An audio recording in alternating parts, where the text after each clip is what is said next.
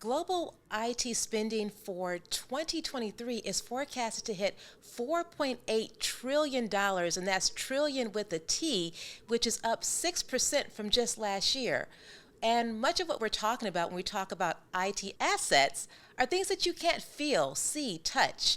So, welcome to the age of the cloud, where assets look like software entitlements and licensing. So today I am excited and over the moon to have you here for this day 19 of 100 days of ServiceNow, where I get a chance to speak to ServiceNow Architect at GlideFast Consulting, Chris Keezer. Let's welcome Chris Keezer to the show.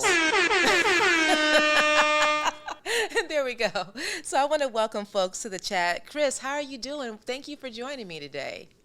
I'm doing well, Callie, and I am really excited to be here. Honestly, I love talking about it. So Yeah. it's, not only is it my career, but it's like I get to talk about this for a living. I get to do this stuff for a living.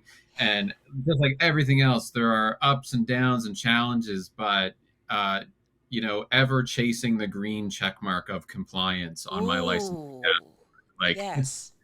man, that is the pursuit, and we're happy that we get to help clients get there as well, because it's what people say all the time, right? Like gamify the system to Yes. make it something you want to do, and holy smokes, when you look at a license dashboard and you see green check marks everywhere, and you can just like I don't know that that's ever happened for anybody ever in entirety. You're always chasing it. Asset management never ends. You're always adding a new product, retiring something, but it is an exciting pursuit to kind of get your products in Yeah. place, get compliant, and deal with that trillions of dollars of Hello, trillions, man. Trillions with a T. Don't get it twisted. yeah, yeah, Let me trillions of ask you. Let me ask you. What is the major challenges that organizations face when it comes to software asset management? So, what are we talking about here? What are the pain points? Yeah, I mean, I think one of the things to identify right off the bat is the fact that software in general has changed. Over the last, 1, 2+ decades, we've seen a shift in the way that software is even purchased. We used to talk about the days of going to the computer shop and picking up a disk. You'd buy Microsoft Office, even for your home. You'd go to the store, you'd buy a Yeah. disk, you'd put it in your computer, you'd install it. uh, and those kinds of days, you would have this ridiculous license key, and you got a new computer, or you tried to install it. Where'd that thing go? I can't activate my software. I bought this thing. So, that used to be the way. And when you talked about that on an enterprise level, you were buying, massive amounts of products. You had these license keys and all of that. But we've seen this significant shift Hmm. in software, not only to the cloud, but subscription based products.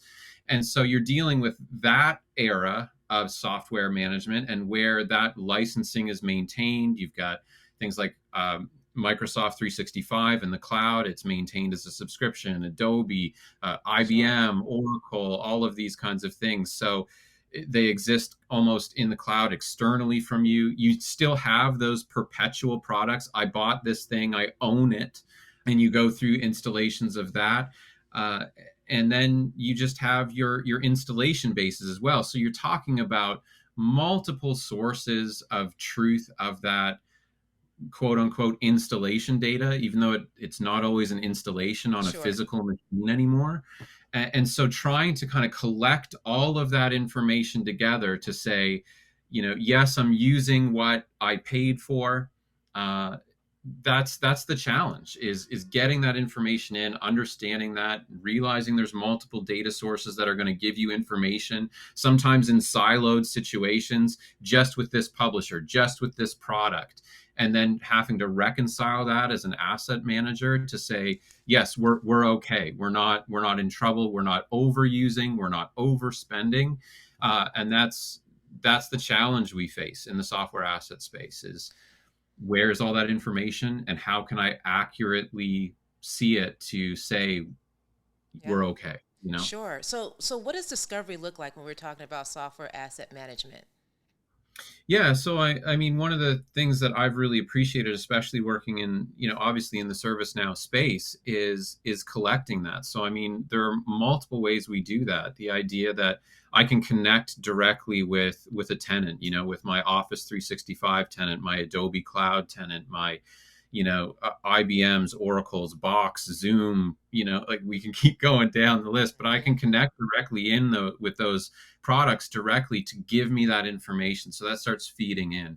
I can deal with my installation data through things like Microsoft's Endpoint Configuration Manager, commonly SCCM, right? I can deal with ServiceNow's discovery methodology and understand what my installation base is.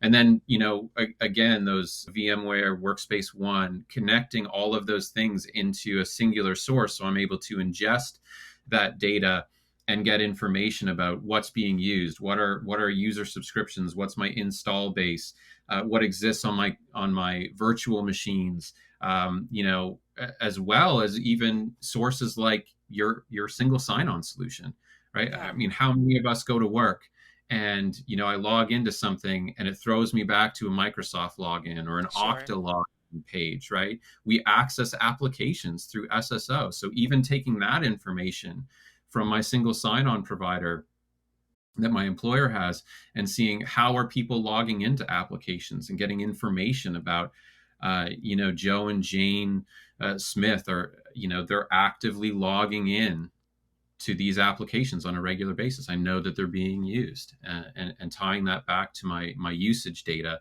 to know that people that have our software, not only do I know who has it, I know they're using it. So all of those data sources pouring in for use Sure. is I think critical. about what a customer must be going through before they come to GlideFast to get this ServiceNow solution. Are we looking at folks who are like working from an Excel spreadsheet? What typically is, what are you facing when you work with a new customer? Yeah, absolutely. I mean, let's be clear. We get all kinds. If you're one of those people on the call, um, my heart goes out to you. You know, Yeah. because I have dealt with those people. They are dealing with spreadsheets, and so they're talking to their various managers of those other data sources and regularly meeting with them or getting reports back from them so that they can kind of consolidate it. So I've had those people that are dealing with Excel and looking for a better solution. I've had people that have used other kind of consolidation type products to try and get a sense of their environments. I'm not saying that those things don't exist out there, but they often come in and they're encountering those issues, those concerns, those roadblocks. It doesn't integrate with a particular product suite that we use. It's not giving Yeah. me the data that I need. It's not giving me the counts that are accurate, or I can't get information from particular servers. Those kinds of things. So I deal with all kinds of scenarios of we've got multiple tenants. We don't know where everything is. We haven't been able to discover all of our computers to tell us what's installed on them. We have all of those kinds of issues. So oftentimes, the first point is, where are things, right? Asking a client, what programs do you have, and how do you look at what you own? Sure. And so they start there and they tell me, we go here and we get this report on a regular basis.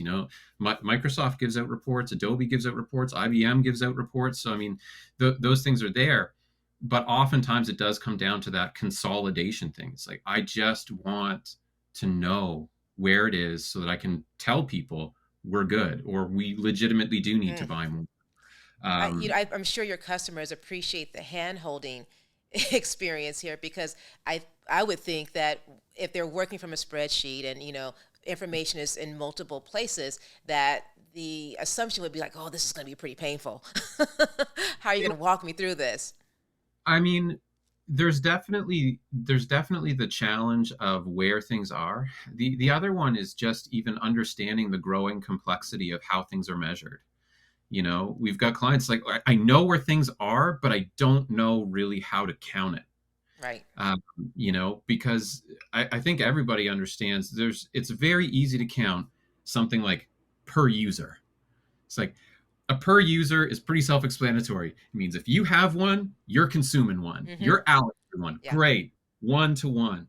But then when you start dealing with things that get more complicated, such as per core, what does that mean? And those that work in the space, they understand what that means, per core. Well, how about, you get a product installed, it's licensed on a per core basis, which is great. That's a licensing metrics available. But then how do you manage it when maybe that server has maintenance and all of a sudden the cores go up because you do a swap, or you do a hardware upgrade? Now that device has more cores. How does that impact licensing? How do we track that? And being able to tie into a centralized data structure that says, already, there's a change open, it's going to impact this server, there's going to be more cores installed here. Pause. Hey, there's a risk here now because this is going to increase your licensing cost. How many of us recognize that even in our businesses, as much as we try and kind of connect together based on IT best practices to know what the left and right hand are doing, sometimes things slip through the cracks. And so we aren't always aware of those things. And using the system in a way that kind of tells us, hey, this is going to impact licensing, therefore that's going to impact a financial cost for us, and being able to know what those things are. And then you get into incredibly complex licensing structures, such as, IBM products with RVUs and PVUs, and how those are metrics, full capacity, subcapacity, like all of those kinds of things. So maybe you know where things are, but now how do I appropriately calculate it to say that I'm accurately using what I purchased? And that's another realm of trying to get a handle on this Sure. for your business. I want to shout out Grizel Pamela Lopez Hernandez. She said, "That's right, Chris. Customer empathy is key." Yeah. I genuinely feel for clients, and I mean, there's nothing like working with the client and taking a product, and sometimes it's just about that initial win to kind of help you along. Let's pick a product. Let's pick a product that matters. Let's pick a product that you spend a lot of money on, and let's just get that one product compliant.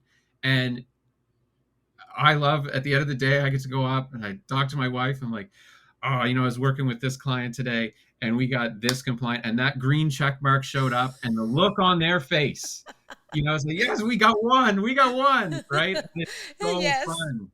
Listen, everybody, there are green check mark emojis. Would y'all please drop some green check marks in the comments? And I want to shout out folks who are here. We have Tim Katula here. He says, with all of this data, it's important to remember that SAM is a marathon, not a sprint, right? Mhm. I want Yeah. to also give a shout out to Aditi. She's here with us. He's here with us, not sure, from India. What's going on? Denisha Elias is here. Satya is here. Yamara is here. Welcome, Tracy Curry. Welcome, Chan. Welcome, everyone here. Welcome, Prakash. Good to have you in the house. Yeah, so I'm thinking about, say, 15 years ago, where an organization, their assets may have been far more hardware heavy, but you kind Mhm. of fast forward to 2023 where the landscape has changed. I'm Mhm. curious about how is a ServiceNow solution able to calibrate for that changing landscape of assets? Yeah, I think one area to really highlight in that span is, as things have really shifted and we become very software dependent, very software heavy. And I mean, obviously, there's always been software. We've always needed products like that in the computer age. But what's happened, especially with businesses that are quite old, let's just go there, that are quite old. Legacy. Legacy, I love it. I love it. Help me out. I love it. As a result, you end up with this kind of fractured software line over time, where products were purchased on an as needed basis. It tended to be reactionary. A new thing, oh, we need to do this thing now. Our business has grown. We've expanded into a particular area. This application helps us do that well. And so what you end up seeing is that classifications of software, you end up potentially with entitlements or ownerships of Mm, product that are technically not really different. I think just to use a very poignant example, I was working with a client recently. They had three separate professional PDF uh, applications. So, I mean, one thing that we know well, document manipulation for PDFs. It's a professional application. Adobe makes a product like that. Nitro PDF has a professional version of their product. Kofax PDF is another one, and essentially they ended up doing an assessment internally that said, hey, we've recognized, and we using software asset management professional, using the software spend detection capability and understanding that they had multiple products in the same category and classification, they were able to identify, hey, we're spending on multiple entitlements for essentially the same product. And so the question went out to the users of those products, what are the primary tools that you're using in these products? Are all of those features and capabilities available in each of these products? What is the cost metric? And they were able to consolidate into, instead of having multiple entitlements for essentially the same deliverable product for their use case, they were able to consolidate down on a singular product for a singular cost. And it actually ended up saving them money because those products don't have the same price points, and so they picked the one that met the need for the right price in a singular product, and they retired the other models. That's I mean, look, listen. I'm sure that's music to a CIO's ears, right? And you're talking yeah, about that return on investment, saving them money with getting some organization and some really solid, structured software asset management program. I love hearing that. I'm thinking more about these legacy organizations that really need a solution and how quickly they can get to a return on investment. Can you speak a little bit more, drill in a little bit more about that on that for me? yeah. So I mean, huge components of that are ultimately going to come sometimes in those initial stages, because oftentimes, good evaluation, we typically use this term, is that 20% of your software is 80% of your spend. Mm, Um, that's generally very common. And so when you think about those high expenditure items, getting a quick feedback on some of those initial high spend products to be able to say, we're in compliance, we're out of compliance, or even just having a good understanding very quickly about, we're carrying way too much on our virtual shelf. We have 200 licenses, we only ever use roughly 125, so we're spending for 75. Obviously I'm using much smaller numbers than some of these businesses have, but mm-hmm. we've got 75 licenses that are costing us x amount of dollars every month. Our renewals coming up, we're going to be able to immediately reduce our renewal based on the number of licenses we buy, because we never have exceeded, based on our performance, we've never exceeded more than 150. So it's like we're going to now only carry maybe an additional 10, 20 licenses for this product for potential growth and our growth projections as a company, but we're not going to carry this massive amount. That's a huge savings, and that might be effective across multiple products where you come up to renewals and you're like, we don't need to buy as many, we've been carrying too much, because we still were counting allocations on people that left the company. Yeah. We were paying for consumed licenses on people that left the company because we didn't have a proper process to offboard people, to reclaim those software assets, to reclaim that cost and save us money. Conversely, you also have the cost savings that might actually come from additional software spend. It's like, whoa, I'm spending more money on software? Of course, because a huge part of this as well is audit protection. It's like the amount of money that companies spend on audits. I think the number I was reading recently in an article, and you and I were talking about this a little bit, the average of 80% of those companies audited was over $1 million for audit breaches. Ouch. And that's just because they were using a product incorrectly, they weren't licensed appropriately, they were using more licenses than they had in various capacities.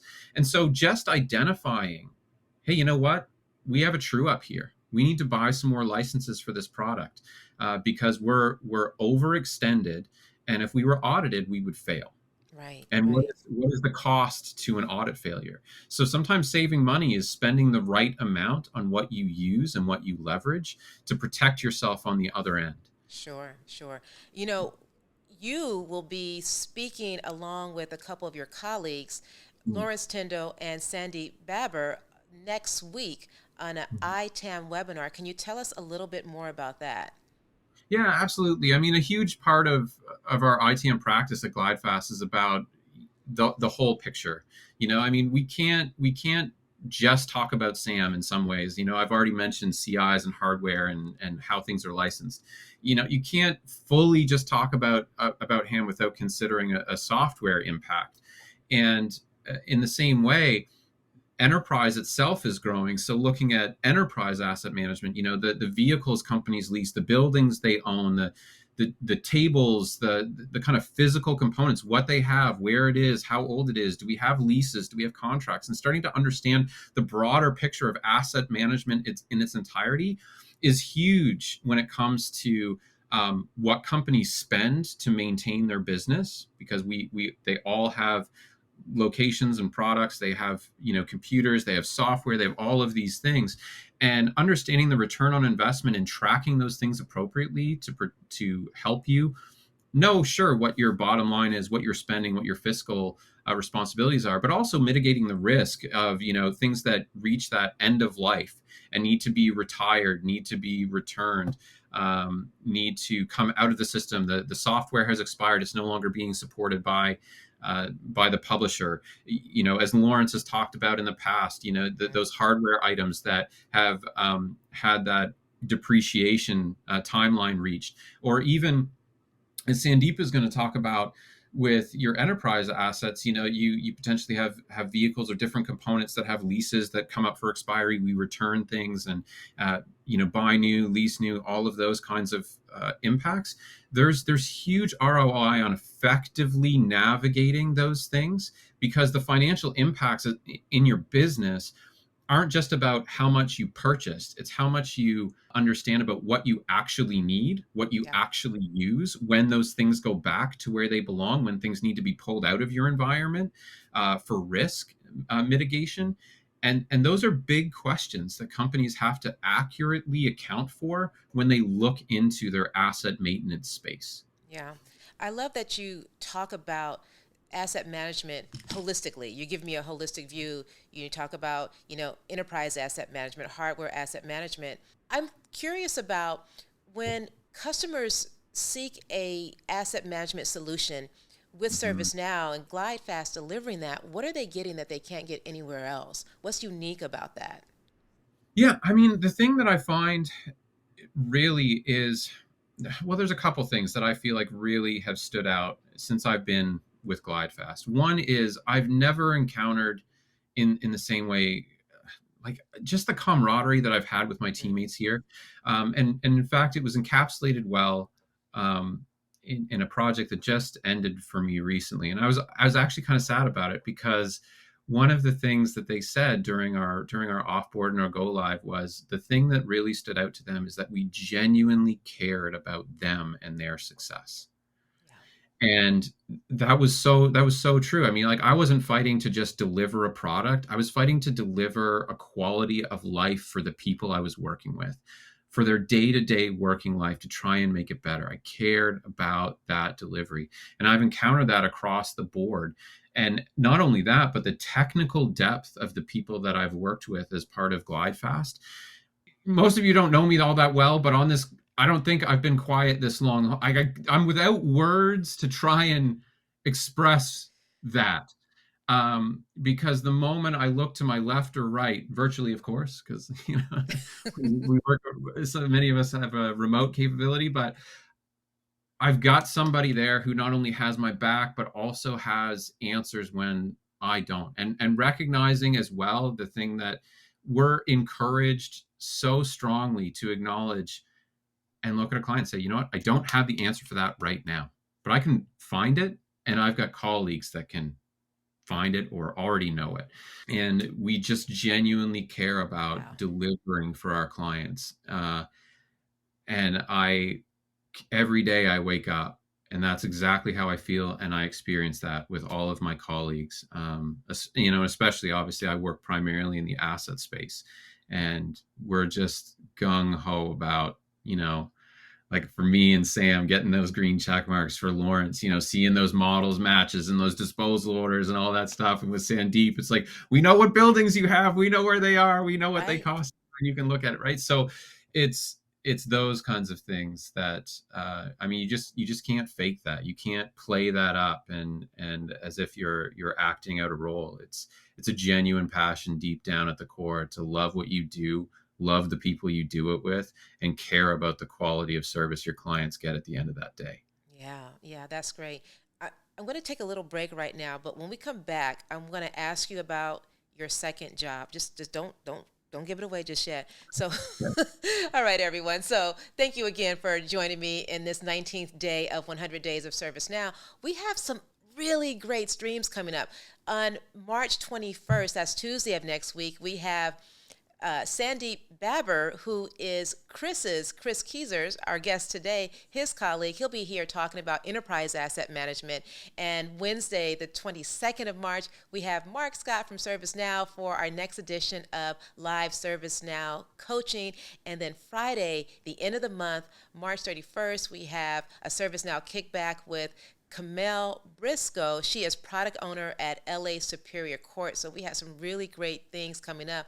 I hope that you'll be able to come back and join us. So if you haven't already, be sure you scan the QR code that's on the screen, or you can click the link in the description of this video to attend the webinar and learn more about IT asset management for your organization. So listen, I hear that you have a second job. Tell us a little bit more about that. Yeah, no, I'm a chauffeur in the time that I'm away from work. I got 4 kids, and my job is to maintain the delivery of their social life, and make sure they're where they need to be. That's Sometimes, great. my 14-year-old will text me in the same room, "Hey, Dad, I need to go somewhere." Like, cool. Hey, right here. Well, let me ask you uh, this. Have you gotten to the point now where you communicate more through text than actually speaking to each other? Are you at that point yet with your 14-year-old? Oh yeah, no, 100%, 100%. I definitely. She will not come upstairs to talk to me when she's trying to figure something out. There is a group text with my wife, myself, and our 14-year-old uh, to be like, "Hey, I'm thinking about this. I want to do this. I want to go here. This is how my day was." I'm like, okay. I love it. I love it. So tell us about, how did you get into software asset management? Was this something that you always dreamt about? How did you get here? um, I feel like I was dared. You know, Tell me more. it was one of those things where uh, I mean, like so many of us in the ServiceNow space, right? We cut our teeth on ITSM, right? That is entry into ServiceNow ITSM, and with the company I was at the time, they were investigating this asset management thing, and I mean, I've been working for several years, and it was, hey Keezer, do you want to kind of see about this software asset management thing? Do you want to try and hop in there? And I just said, sure. I mean, I'll, check it out. If it seems like something that would be interesting, I will, sure, I'll go for it. And I hopped in, and I don't think I pulled out until a few weeks later, after kind of reading through the documentation, reading through, IT best practices, the full scope of asset management, and recognizing software and all of those kinds of things. And I remember just looking at my manager at the time. I said, "Listen, like I don't want to just investigate this. I'm going to go in. I'm going to go in." So I just Mm, said to them, "Yes, I'm going to pursue." Implementation specialty in software asset management. And I just started consuming everything that I could, studying, getting involved in asset management projects, from the asset management capability just at the ITSM level, then moving into the professional spaces with software, and then getting to the point where I could really converse about the product, converse about asset management. How do we understand licensing metrics and all of these various components, data sources of truth, all of that kind of stuff. And then pursued it, got my implementation specialty, and literally day in talk about software asset management. How do we deliver it? How do we do well? How do we get compliant? And it was one of those things, like I said, it feels like it was a dare, you know right on. Right uh, on. and I just found it, like I mean, it found me in some ways, I guess, Yeah. in that regard. And now yeah, I love it. I love it. I love hearing this story. We have people from all different walks of life watching this stream, from all different capacities, roles, and what have you. We have, people from organizations, CIOs, people within ServiceNow, and we also have a good amount of people who are entering the ServiceNow ecosystem. So it's really great to hear your story. And the thing that stood out to me was you said, I jumped into the product documentation and then Mm. really, learned just by looking at source data and then, coming back and then doing some experimentation. So I really appreciate that. Listen, before we get out of here, is there anything else that you want to add? What is it that you wished I would have asked you that I didn't, that you want to share about? I don't know that it's a particular question, but I think just for those of you that are here, I really want to say asset management from a 10,000-foot view is terrifying. Don't be put off by that. I mean, it's how do you eat an elephant, right? The old adage, one bite at a time, one product at a time. There's no end. Asset management grows, it continues, there's no finish line with it, but don't allow that to intimidate you to inaction. You know, asset management is a huge and growing space with more and more professionals recognizing the significance and the depth and the benefit that it offers every day. And so invest the time in really understanding, what licensing looks like, how ownership flows, and fall in love with that process. And I really do mean that, like, fall in love with the process of what it means to maintain that and do it well. Executing this well is very rewarding and offers immense value to you if you're doing it as a career, to the business that you're doing it for. If you're in the ServiceNow space yourself, recognizing the great potential that ITAM has as it continues to grow. I mean, release after release, we're seeing the things that ServiceNow is adding into this to make it really the premier solution for asset management. Always expanding, always adding more capability, functionality, intelligence, automation, workflows. Renewal processes, all of these things that make the job of asset management more transparent and achievable. It's not too big. Just dive right in. I love it. I love it. Well, listen, Chris Keezer, as we call you, thank you so much for joining me on the stream. And I cannot wait to see you in the webinar. Have a great day. I'll see you there. Bye. Pleasure. Thanks all. Yo, wasn't that something?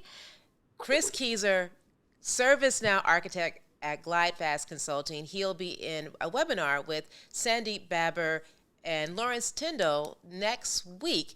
Be sure to click this. Is it the other way? This QR code on the screen. Or be sure to click the link in the description to this video to attend that webinar. And until next time, everybody, stay curious. Bye.